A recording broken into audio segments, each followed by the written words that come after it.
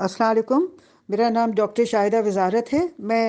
President हूँ independent economists and policy practitioners की, और मैं चेयरपर्सन हूँ थिंक टैंक और senior vice chairperson Takmeel Pakistan party. मैं आपसे आज एक बहुत अहम मसले की तरफ आपकी तवज्जो दिलाना चाहती हूँ, और वो ये मसला है कि बहुत दिन से मैं महसूस कर रही हूँ कि पाकिस्तान को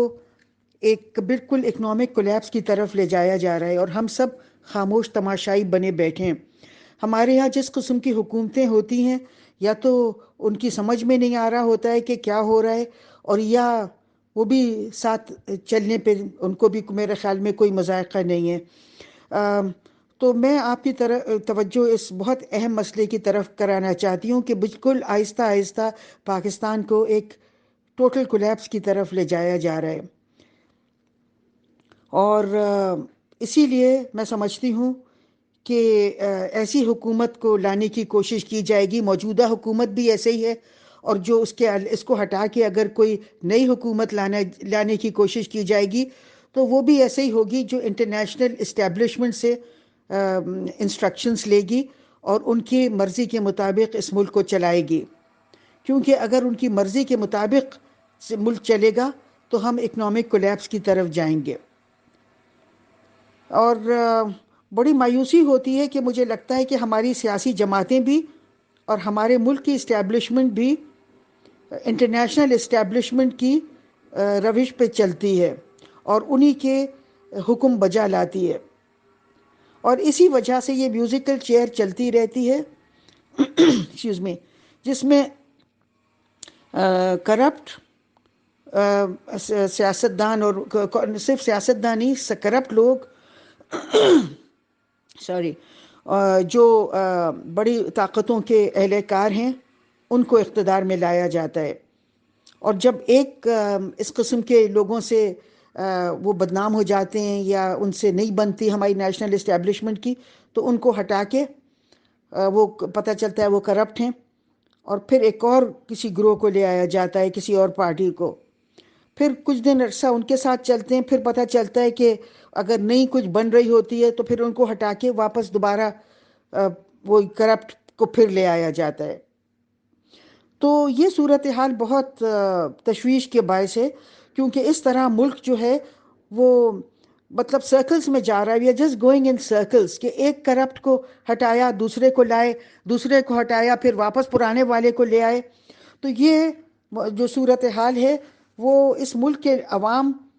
और इस मुल्क के जो पढ़े लिखे लोग हैं और जिनको जो जानते हैं क्या हो रहा है, वो इस सूरत हाल को मुस्तरद करते हैं। और अब आजकल फिर इस किस्म के ये जो वीडियो टेप्स वगैरह चल रही हैं, और ऐसा लगता है कि फिर शायद नून लीग को लाने की तैयारियां हो रही हैं। और ये बड़ा अफसोस होता है कि जो भी सियासी जमातें हैं जिनके ऊपर पहले तो ये लगाया मतलब इल्ज़ामात होते हैं, फिर उन इल्ज़ामात को हमारी अकाउंटेबिलिटी की जो तरीक़े हैं वो उनको प्रूफ नहीं कर पाते, और फिर वो एक अधूरी अकाउंटेबिलिटी जिस पे करोड़ों रुपए खर्च होते हैं उसको वहीं छोड़ के फिर हम वापस उन्हीं को ले आते हैं। तो मैं ये कहना चाहूँगी कि पाकिस्तान के जो अवाम हैं और पाकिस्तान का जो पढ़ा लिखा तबका है, वो इस किस्म के हालात को और इस किस्म की जो तजावीज़ हैं और जो इस किस्म के सलूशंस हैं उनको यकसर मुस्तरद करते हैं। और हम ये नहीं चाहते हैं कि ऐसी जमातों को लाया जाए जिन पे इल्ज़ामात हैं और जो अभी सबूत नहीं हुआ है, और ना मौजूदा हुकूमत भी जिस तरह से हालात चला रही है हम उससे भी मुतमईन नहीं हैं। और हम चाहते हैं कि एक आर्जी तौर पे एक ऐसी निगरां हुकूमत लाई जाए जो बिल्कुल ही ट्रांसपेरेंटली हमारी जो अकाउंटेबिलिटी का ये तरीक़ा है इसको बिल्कुल एक ट्रांसपेरेंट अकाउंटेबिलिटी की जाए, और उसमें तमाम वो लोग जिन पे इल्ज़ामात हैं कि इन्होंने खुर्द बुर्द की है, या ये पाकिस्तान के वफ़ादार नहीं हैं, या पाकिस्तान के इन्होंने कोई राज अफशा किए हैं, उन सब के बारे में एक अकाउंटेबिलिटी हो, और एक کمیشن بٹھایا جائے جو تمام جو ماضی میں جو لوگ سیاست میں رہے ہیں اور جن پہ الزامات ہیں ان کی چھان بین بہت ہی شفاف طریقے سے کی جائے، اور جو لوگ بھی پاکستان کے مفادات کے خلاف جنہوں نے کام کیے ہیں یا جن پہ کرپشن کے الزامات ہیں یا جو بڑی طاقتوں کے اہلکار ہیں یا جو کنی فورن گورنمنٹس کے لیے کام کرتے ہیں یا فورن نیشنلز ہیں یا ڈوئل نیشنلز ہیں، ان کو اس کی اقتدار کی دوڑ سے ان کو علیحدہ کیا جائے،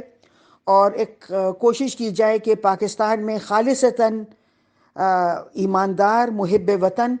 اور قابل لوگوں کو اقتدار میں آنے کا موقع دیا جائے۔ بہت شکریہ۔ اللہ حافظ۔